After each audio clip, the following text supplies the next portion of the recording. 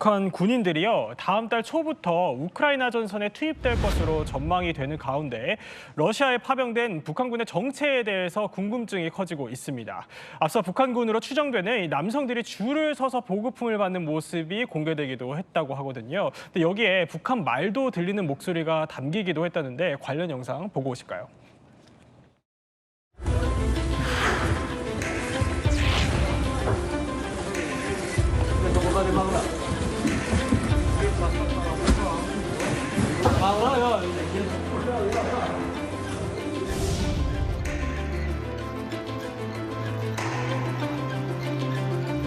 Их миллионы тут. Вот новые подкрепления.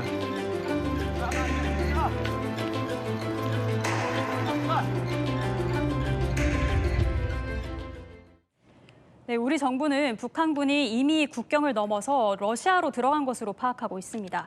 러시아로 넘어간 1차 수송 병력은 1,500여 명, 그리고 조만간 있을 2차 수송으로 합류할 병력 모두 합치면 총 12,000명이 파병될 거란 전망이 나오는데요.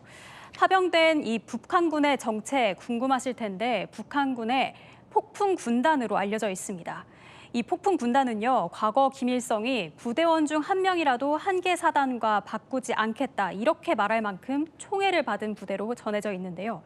특히 전시에 우리 후방으로의 침투와 교란뿐만 아니라 주요 시설 파괴 작전을 수행하는 부대이기도 합니다. 이 러시아로 넘어간 북한군은 적응 훈련을 마친 뒤 이르면 다음 달 초 전장에 투입될 거란 관측이 나오고 있는데요. 다만 당장 주요 작전에서 전투력을 발휘하기는 어렵다는 분석도 나옵니다. 김 기자, 그럼 폭풍 군단의 병력 규모는 어떻게 됩니까? 네, 북한의 최정예 폭풍 군단은 10개 여단으로 구성되어 있고요. 규모는 4만에서 8만 명 정도로 추정됩니다. 그중 파견 부대는 이 중에서 4개 여단으로 전해지는데요. 전체의 15에서 30% 규모로 알려졌습니다. 김정은이 지난달 11일과 이달 2일 파병에 앞서 폭풍 부대로 추정되는 특수부대를 2차례 시찰한 것으로 알려지기도 했는데요.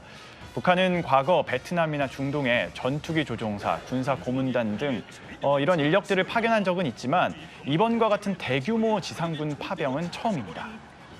네, 북한 병력은 교전 지역인 러시아 서남부 쿠르스크라는 지역에 배치될 가능성이 점쳐집니다.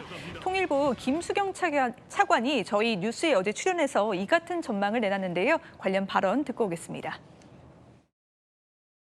선발대 1,500명이 지금 극동 지역인 하바롭스크나 블라디보스토크 이런 쪽에 지금 가 있는데 선발대가 가게 되면은 작전 지역을 할당받고 어떻게 작전을 펼칠지 같은 것들을 이제 정하게 되거든요. 그러면 이제 후발대가 가게 되는데 지금 투입된다고 하는 이 사람들이 특수부대원, 즉 공격에 특화된 사람들이기 때문에 후방보다는 당연히 격전지에 배치될 것으로 보이고 격전지라 하면 뭐 도네츠크나 쿠르스크를 볼 수가 있습니다만. 네, 현재 북한군은 러시아 극동 지역이라고 불리는 블라디보스토크, 그다음에 우수리스크, 또 하바롭스크 등에 분산돼서 현재 훈련을 받고 있는 것으로 알려졌습니다. 이렇게 적응 훈련을 마치면 격전지로 투입될 가능성이 높아 보입니다. 김 기자, 그럼 북한군 파병에 대해서 우리 정부는 어떤 대응을 좀 하고 있나요? 네, 먼저 지난 18일 윤석열 대통령 주재 긴급 안보회의에서 이 같은 상황을 좌시하지 않고 국제사회와 공동으로 가용한 모든 수단을 동원해 대응해 나가기로 했다라고 밝힌 바 있습니다. 오늘 국방부 정례 브리핑에서도 북한이 러시아의 침략 전쟁에 가담한 것은 유엔 결의 위반이다라고 짚으면서 다양한 가능성을 열어놓고 관련 동향을 지켜볼 것이라고 말했고요. 외교부도 오늘 주한 러시아 대사를 초치해 즉각적인 북한군 철수와 관련 협력 중단을 강력히 촉구했습니다. 모든 수단, 다양한 가능성. 그동안 우리 정부는 우크라이나에 비살상무기 지원 방침을 유지해 왔었잖아요. 지난 6월 북러 조약이 체결된 이후에 살상무기 지원 재검토에 나섰고요. 북한이 전투병까지 파병한 상황이 됐으니까 이제는 살상무기 지원 또는 군사요원 파견 등을 할 것이라는 관측이 나오는 겁니다. 국방부는 군사요원 파견에 대해서 세부적인 사안에 대해서 일일이 확인해 드릴 수 없다면서도 전반적으로 가능성을 열어놓고 필요한 부분을 검토하겠다고 답했습니다. 네, 북한이 파병 사실을 주민들에게 알리지 않고 있는데요. 우리 국군 심리전단이 대북 확성기 방송을 통해서 북측에 이 사실을 알렸습니다.